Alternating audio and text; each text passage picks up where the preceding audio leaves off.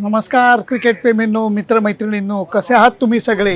क्रिकेटचं द्वंद्व परत एकदा मला सिंहली स्पोर्ट्स क्लबवरती बघायला मिळालेलं आहे. तिसऱ्या दिवशीच्या खेळामध्ये दोन श्रीलंकन फलंदाज हे अक्षरशः कबाब में हड्डी बनून भारतीय संघाला त्रास देऊन अक्षरशः भारतीय संघाला यशापासून दूर ठेवण्यामध्ये यशस्वी झालेले आहेत. त्याच्याबद्दल मी तुमच्याशी बोलणार आहे. यश अपयशाच्या बाबतीत बोलत असताना कोणी अपेक्षा पूर्ण केल्या, कोणी अपेक्षा भंग केला याच्याबद्दल मी बोलणार. अजिबात कुठे जाऊ नका, बघत राहा तुमचा आवडता कार्यक्रम सुनंदन लेले क्रिकेट अँड बियॉन्ड. तिसऱ्या दिवशीच्या खेळाला सुरुवात होत असताना मनामध्ये एकच गोष्ट होती की ऑलरेडी 2 विकेट भारतीय संघाने खेळ संपत असताना दुसऱ्या दिवशी काढल्या होत्या.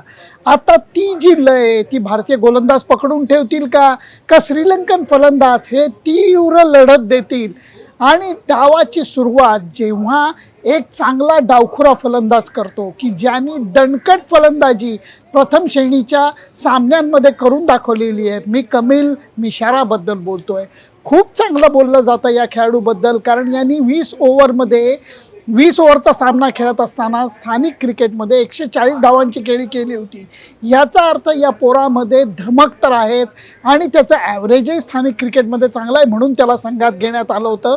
त्याच विश्वासानं त्यांनी आज तिसऱ्या दिवशीच्या खेळाची सुरुवात केलेली होती आणि सुरुवातीच्या काळामध्ये त्यांनी जे काही फटके मारले त्याच्यामध्ये एक नजाकत होती. परंतु इंटरनॅशनल क्रिकेट आणि फर्स्ट क्लास क्रिकेट याच्यामध्ये एक अंतर असतं.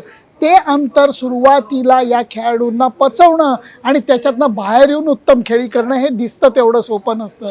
प्रसिद्ध कृष्णाला असलेला अनुभव त्यांनी कामाला लावला आणि आखूट टप्प्याच्या उसळत्या चेंडूवरती मिशाराची विकेट काढली. भारतीय संघाला हायसं वाटलं, कारण जेव्हा खेळ चालू होतो सुरुवातीला जेव्हा तुम्हाला यश मिळतं तेव्हा गोष्टी बदलायला लागतात. दुसऱ्या बाजूनी सूर्या बंधारा हा जो खेळाडू आहे, पसिंदा सूर्या बंधारा, हा सुरेख बॅटिंग करत होता. दिनेश चंडीमलच्या जागी त्याला घेण्यात आलेलं होतं आणि त्यामुळे लक्ष हे होतं की एक तो उजव्या पद्धतीने बॅटिंग करणारा आणि त्याला कमिंडो मेंडूसची डावखुऱ्या बॅटिंगची साथ.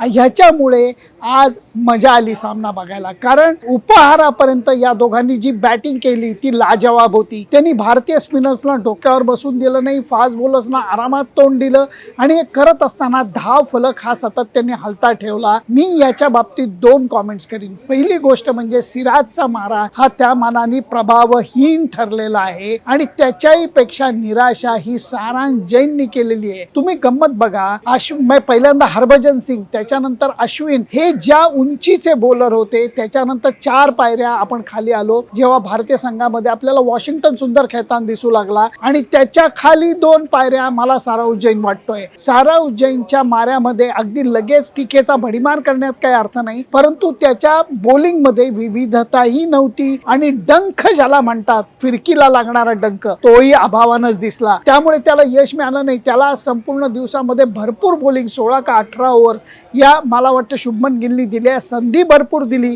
पण त्याच्यात त्याचा प्रभाव पडला नाही. सिराजच्या बॉलिंगमध्ये सुद्धा प्रभाव नव्हता. उपहारापर्यंत हे दोघं आऊटच होणार नाही असं वाटत असताना उपहाराच्या अगोदर गिलनी परत एकदा प्रसिद्ध कृष्णाला आणलं आणि त्याला पुलचा फटका मारत असताना जडेजाकडे कमिंडो मेंडिस झेल देऊन बाद झाला. माझ्या मते तो निर्णायक क्षण होता, कारण जर त्यावेळेला भारतीय संघाला यश मिळालं नसतं तर पुढच्या 4 तासामध्ये अजून गोलंदाजांचा घाम गाळायची वेळ आली असती. मी म्हणेन की या एका विकेटमुळे थोडीशी जीवात जीव आला, परंतु नंतर धनंजय डिसिल्वा असू देत याला सुद्धा लवकर बाद करण्यामध्ये भारतीय संघाला यश आलं.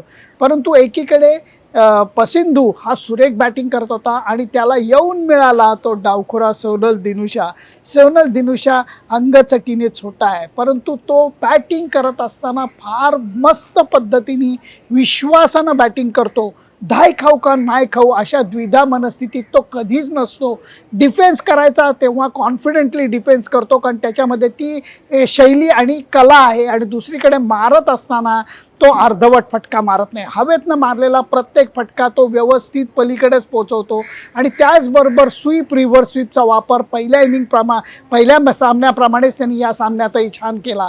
मी म्हणेन की आज बघायला गेलं तर पसिंधूची शतक होणं हे अपेक्षित होतं. फार सुरेख बॅटिंग त्यांनी केली, परंतु ज्या वेळेला तुम्ही 70, 75, 80 रनच्या टप्प्यावरती येतात तेव्हा तुमच्या डोक्यामध्ये विचार यायला लागतात की आता आपण शतकाकडे प्रवास करूया.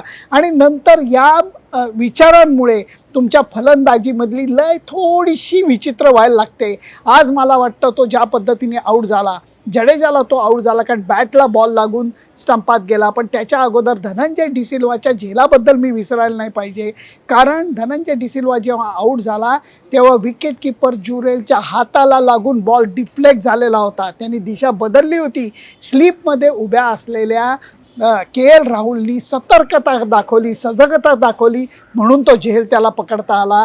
आणि ज्या वेळेला सूर्य मंदारा आऊट झाला, पाठोपाठ निरोशन डिकवेला आऊट झाला, तेव्हा भारतीय संघाच्या जीवात जीव आला.